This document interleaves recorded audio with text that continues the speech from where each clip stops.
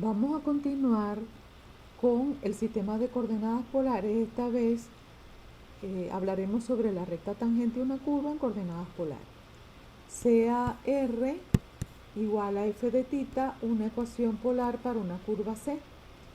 Sabemos que la relación que se establece entre el sistema de coordenadas cartesianas y el sistema de coordenadas polares es x igual a r coseno de θ y y igual a r seno de θ.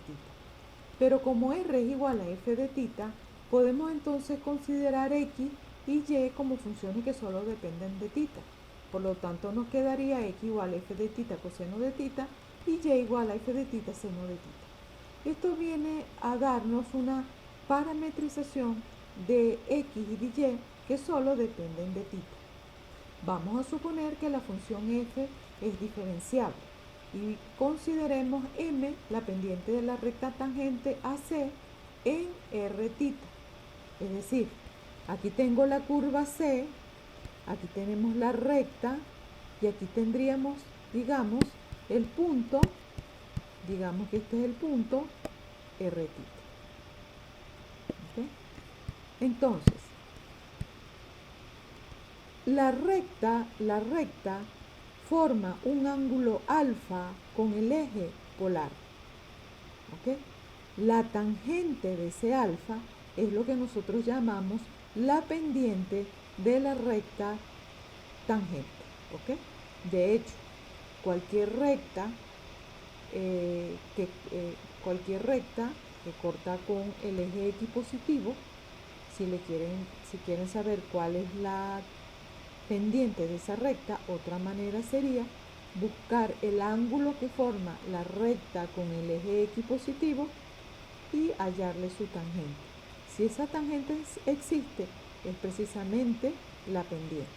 Esa es la interpretación geométrica que se les da a los estudiantes cuando están en matemática 1. Bien, entonces, vamos a suponer que de x sobre de θ es distinto de 0. ¿Por qué? Porque queremos hallar de y sobre de x. ¿Recuerdan esto? De y. Esta expresión que está aquí es de y sobre de x. ¿Okay? Que como y x dependen de θ, podemos expresar ese de y sobre de x como la derivada de y con respecto a θ sobre la derivada de x con respecto a θ. Entonces, cuando buscamos la derivada de y con respecto a θ, me quedaría la primera sin derivar por el seno de θ, la primera sin derivar por la derivada del seno, que es el coseno, más la segunda, la segunda sin derivar por la primera derivada. ¿Okay? De manera similar, buscando la derivada de x con respecto a θ, sería la derivada del coseno, que es menos el seno, por f de θ, más la derivada de f, que es f', por el coseno de θ sin derivar.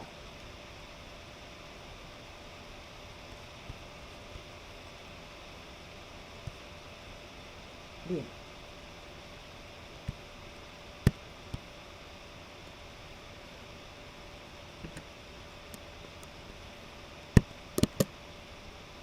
La tangente en el polo.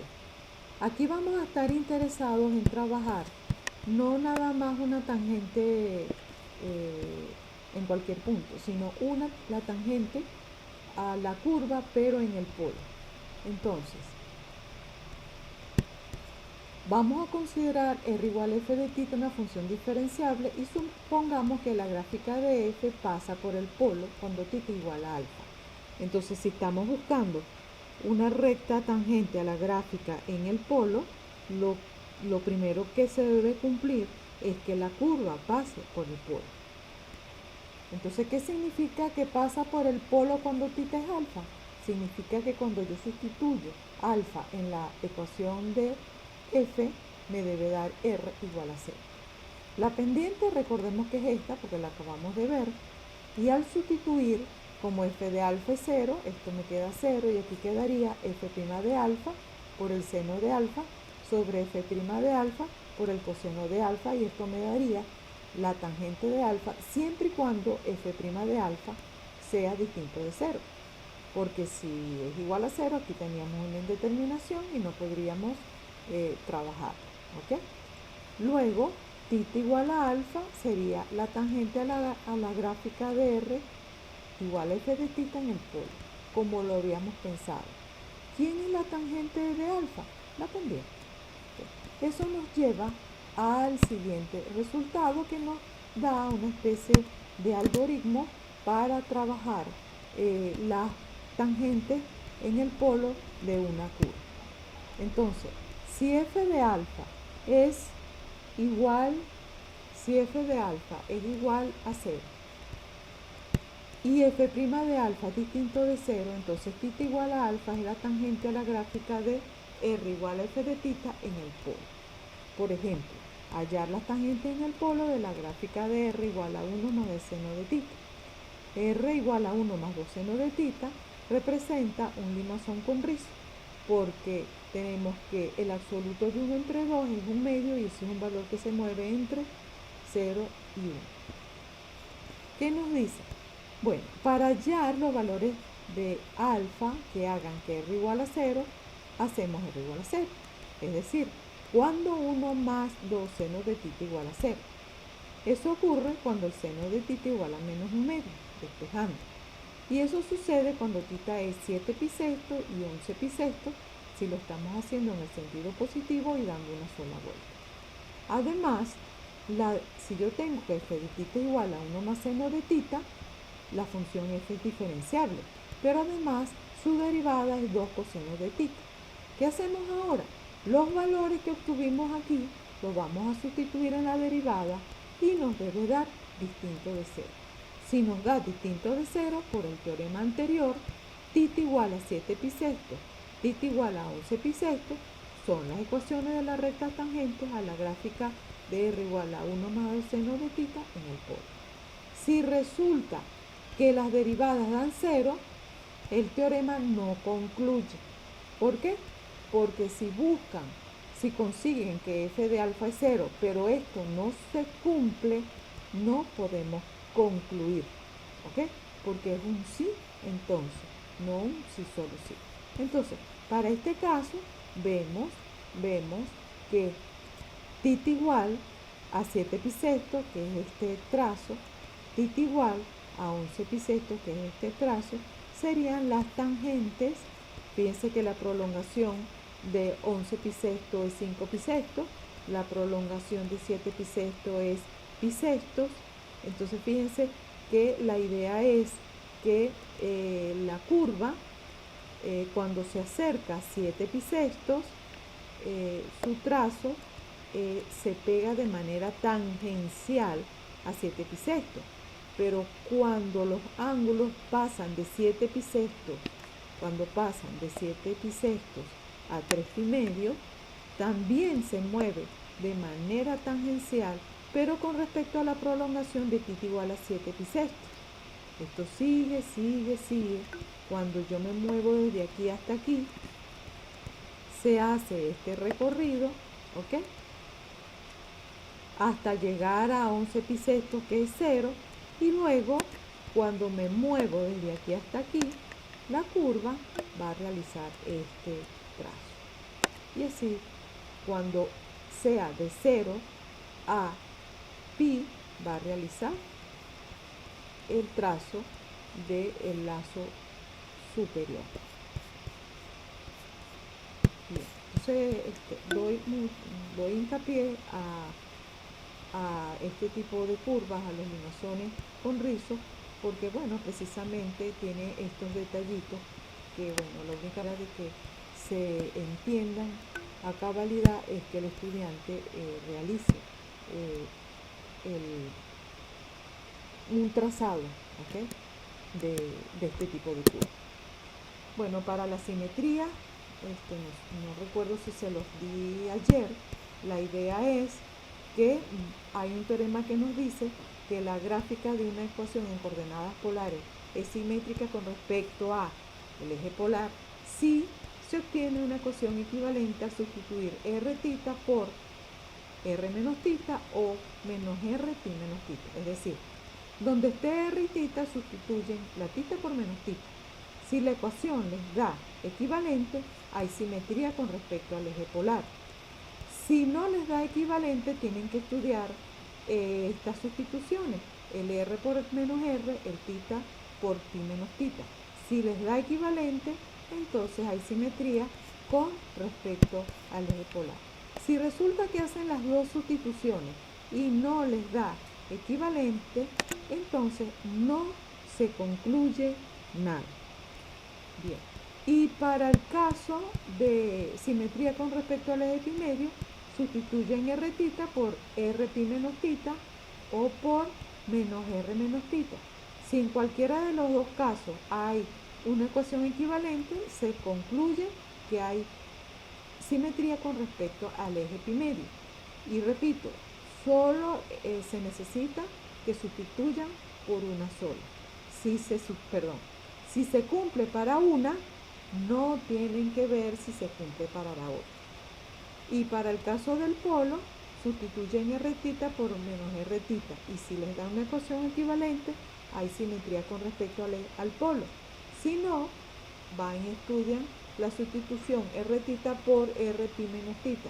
Si da equivalente, entonces hay simetría. Si no hay equivalencia con ninguna de las dos sustituciones, no se puede concluir. Aquí también vale esto de que si hay simetría con respecto al eje polar y con respecto al eje pi medio, también hay simetría con respecto al polo. También puede darse el caso de que no haya simetría con respecto a estos dos y habría que ver qué pasa con el polo. ¿Okay? Lo que sí es que si hay simetría con respecto al eje polar y con respecto al eje pi medio, hay simetría con respecto al polo.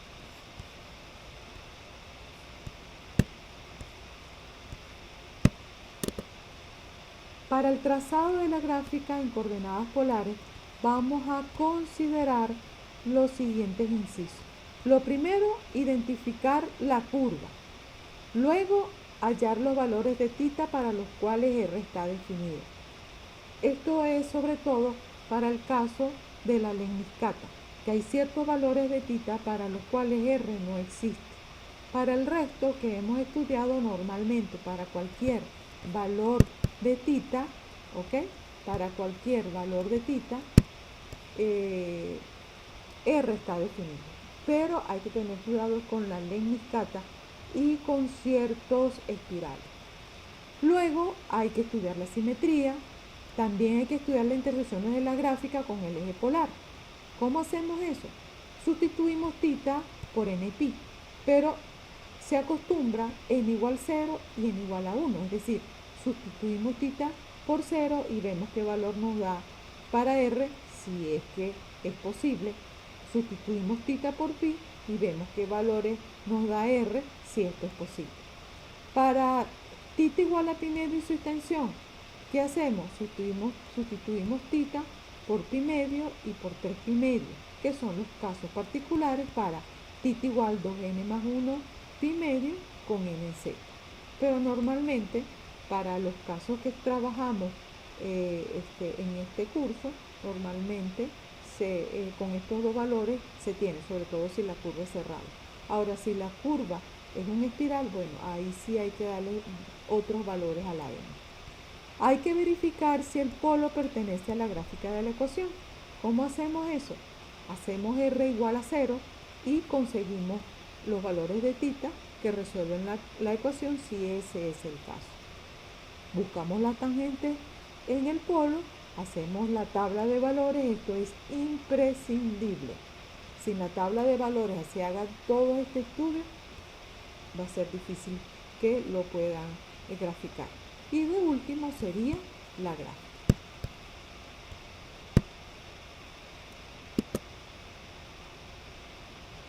Algo muy importante relacionado sobre todo con las intersecciones, porque lo que nosotros queremos hacer en realidad es, nos vamos a trabajar áreas y como sabemos normalmente las áreas están entre dos curvas.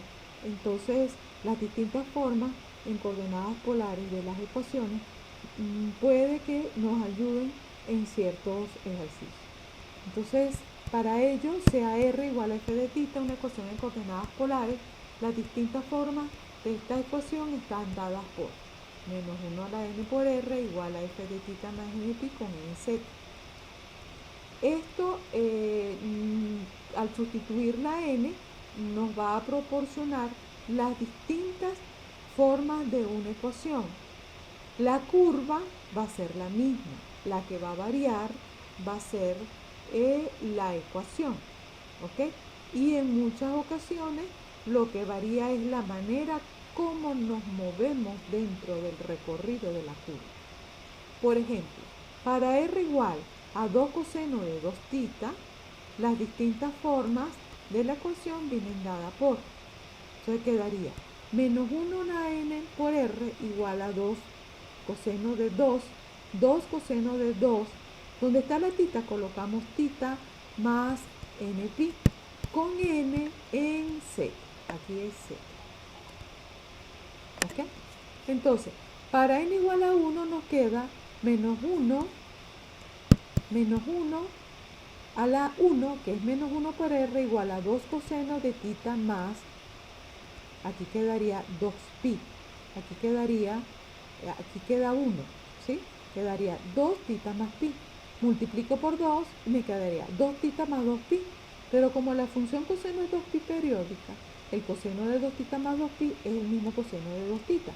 Y la ecuación en realidad nos quedaría R igual a menos 2 coseno de 2 θ. O sea, tendríamos esta primera ecuación.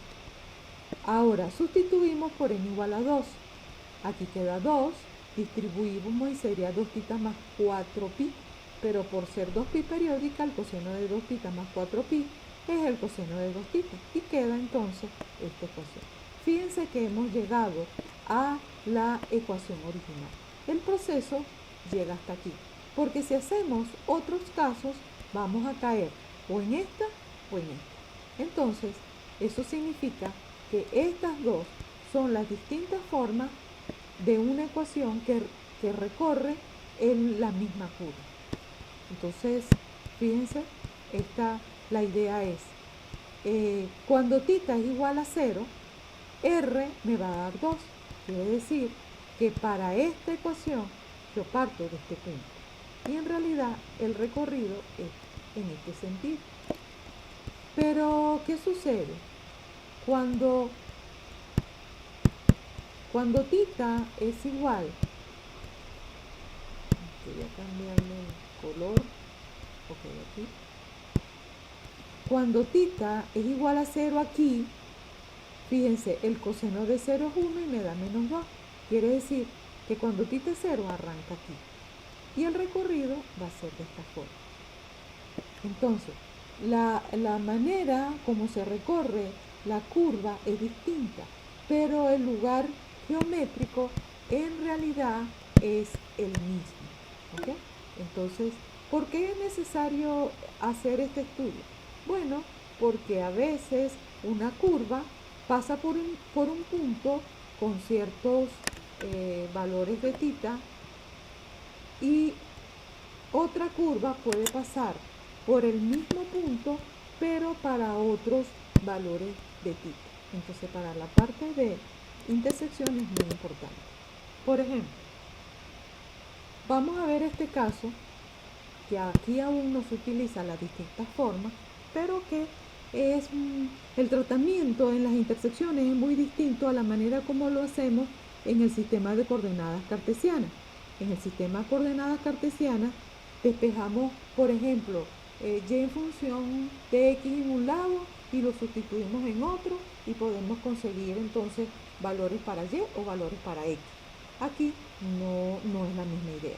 Entonces fíjense, no siempre. Entonces fíjense, por ejemplo, r igual a 4 coseno de θ representa una circunferencia. ¿Ok? Aquí está movido. ¿Ok? Esto es simétrico, el eje polar queda un poquito más abajo. ¿Ok? Es algo más o menos así, digamos, por aquí sería, bueno, estoy intentándolo, por aquí, digamos que es el eje Y, y por acá, digamos que es el eje polar, el eje, algo así, ¿ok? Entonces fíjense, ¿qué sucede? Aquí, esta es la recta θ igual a pi tercio. Sabemos que esa recta pasa por acá, por el polo, ¿ok? Y R igual a 4 coseno, R igual a 4 coseno de θ pasa por el polo. Si hacemos R igual a 0, fíjense, si hacemos R igual a 0, es preguntarnos cuándo el coseno de 2 θ, cuándo el coseno de θ es 0. Y el coseno de θ es 0 cuando θ es igual a pi medio, ¿ok? Entonces, ella pasa por el polo cuando θ es pi medio, y θ igual a pi tercio pasa por el polo cuando θ es pi tercio. Entonces, no es el mismo ángulo.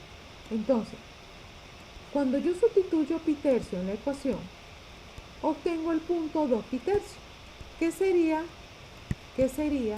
este punto, ¿ok? Sería este punto. Este es el punto, este es el punto 2 pi tercio, ¿ok? Pero ambas también pasan por el polo. Así, no solamente hay un punto, hay dos. 2 pi tercios y además el polo, ¿ok? Entonces, por eso, con el sistema de coordenadas polares hay que tener cuidado, ¿ok? Hay que tener cuidado. Entonces hay que hacer para hallar las intersecciones, hay que hacer una muy buena gráfica para que visualmente puedan ver los puntos de intersección, pero además luego hay que probarlo de manera analítica. Okay. Ahora, a veces igualando un R con otro R, no siempre sale los puntos de intersección de manera inmediata. O sea, si nosotros trabajamos, bueno, R igual a 1 más seno de θ y R igual a 2, 1 más seno de θ igual a 2, a veces no siempre todos los puntos de intersección salen. Entonces, les traigo el método para obtener las coordenadas en los puntos de intersección de las dos gráficas. Lo primero que debemos hacer es realizar un trazado cuidadoso de las dos gráficas. Luego debemos resolver las ecuaciones de manera simultánea. Verificar si el polo satisface la ecuación de cada curva. Si al realizar los pasos 2 y 3 no se encuentran todos los puntos observados en la gráfica, vamos a utilizar los siguientes pasos. Es decir, si usted grafica bien todo, ¿ok? Y al hacer paso 2 y paso 3 están todos los puntos que usted observa, hasta ahí llegó las intersecciones. Pero si ustedes ven un punto que no aparece en los pasos 2 y 3, entonces van a trabajar de la siguiente forma. Van a hallar, vamos a suponer que R igual a F de θ es una curva y R igual a G de θ es otra. Entonces van a hallar las ecuaciones, las distintas formas de cada una de las ecuaciones involucradas. Entonces, por ejemplo, para R igual a F de θ yo conseguí F1, R igual a F2, R igual a F3, etc. Para R igual a G de θ conseguimos R igual a G sub 1, R igual a G sub 2, R igual a G sub 3, etc. No se asusten porque normalmente no pasa de 2, normalmente. Por lo menos en las curvas en las que trabajamos en este curso. ¿Ok? ¿Qué hacemos ahora? Bueno, consideramos todos los sistemas posibles. Consideramos el sistema que relaciona R igual a F1 con G1, con G2, con G3 y así sucesivamente. ¿Ok? Luego consideramos ahora la segunda ecuación con G1, con G2, con G3. Y así lo vamos trabajando de manera sucesiva. Resolvemos los sistemas que nos dieron y por allí debe aparecer el punto que nos falta.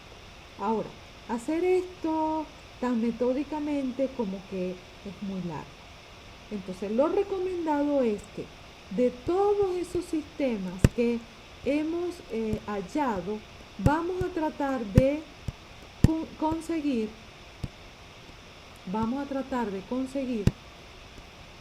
considerar los que no se parezcan a la primera, porque aquí vamos a hacer R, F de tita con R igual a G de tita. Este sistema va a caer aquí. Ese lo descartan. Van a buscar uno que sea distinto a este. Y con eso deben conseguir el punto. Cuando consiguen el punto, paran el proceso. Porque si no, se les va a hacer muy tedioso y lo que van a hacer es repetir puntos. Bien. Repito, esto es solo si al considerar los pasos 2 y 3 no aparezca él o los puntos que faltan. Otra cosa importante, por ejemplo, para el caso de las rosas, a veces no se consiguen los puntos, pero es porque no se dan las respectivas vueltas a la hora de igualar. ¿Ok? Por ejemplo, cuando el seno de 2 tita es igual, cuando el seno de 2 tita es igual a 1. Por ejemplo, bueno, cuando 2 tita es pi medio, entonces sería 5 pi medio. Hay que darle las vueltas que se necesitan, ¿ok? Entonces ahí deben aparecer los puntos, ¿ok? Y si no, bueno, ni modo, las distintas formas. Bien, área en coordenadas polares. Recordemos que el área de un sector circular, ¿ok? ¿Cuál sería el sector circular? Bueno, digamos esto. El área de este sector circular, su fórmula es 1/2 de r al cuadrado, donde r es el radio de la circunferencia, ¿ok? Por alfa, 1/2 de r cuadrado por alfa, donde alfa es la medida en radianes del ángulo. El teorema nos dice, si f es continua y no negativa en alfa beta, la medida del área de la región acotada por las gráficas de r igual a f de tita, tita igual a alfa y tita igual a beta vienen dadas por. Entonces sería, fíjense cómo se expresa. La región es esta. Esta es la región. ¿Ok? Esta es la región. ¿Qué nos dice? La región está encerrada entre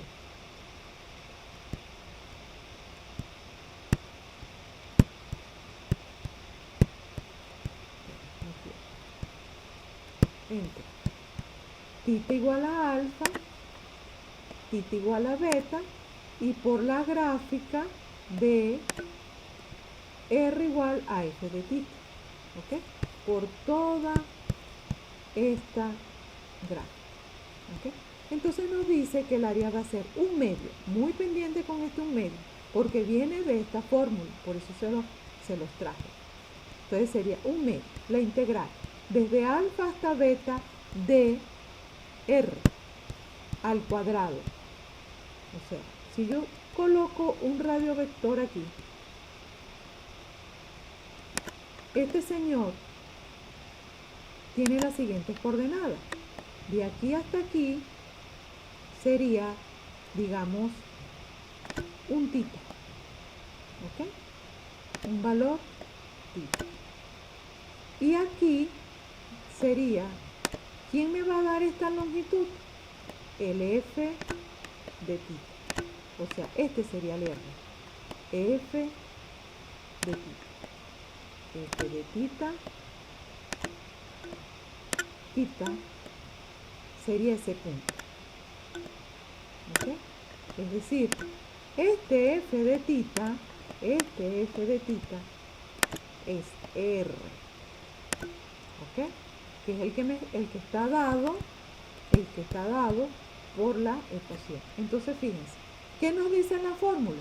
F de tita al cuadrado, tita desde alfa hasta beta, por el diferencial de tita. Que es lo mismo que yo diga, un medio de alfa hasta beta de R, ¿ok? Porque este sería el R, de R al cuadrado. ¿Ok? Esto para darles la idea de cómo podemos asociar la fórmula que nos da el teorema con el área de la región. Esto es cuando en la región no haya huequitos. Fíjense que sería toda esa región, todo lo que está aquí. Pero fíjense en este caso.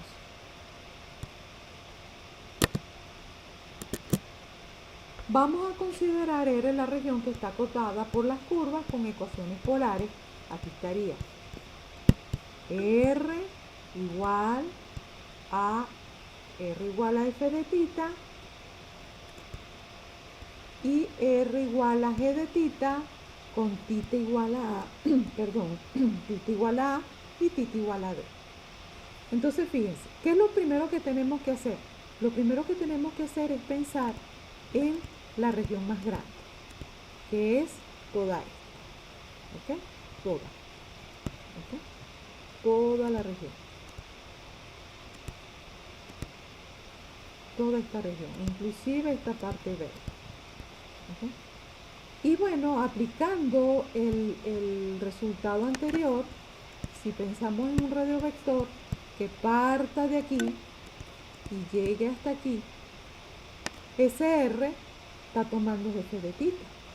Entonces, por eso, toda esa región amarilla es esta.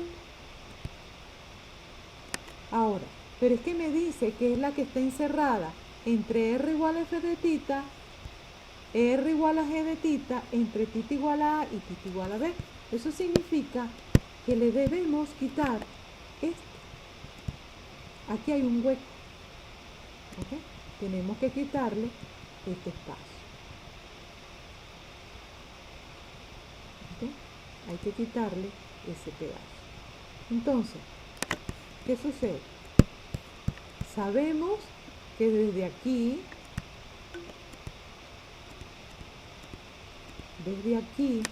hasta acá,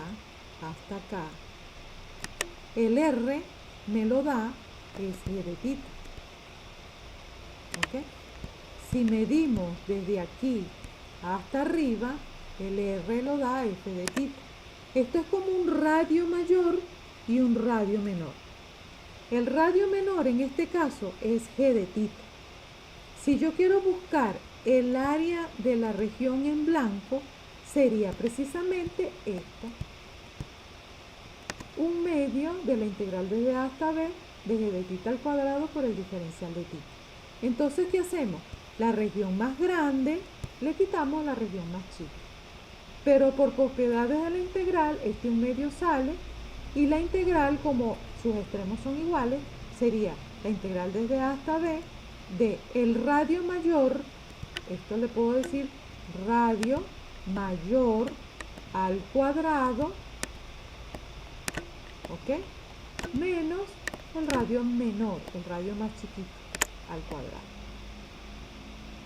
Y así podríamos entonces utilizar la fórmula para trabajar el área de una región en coordenadas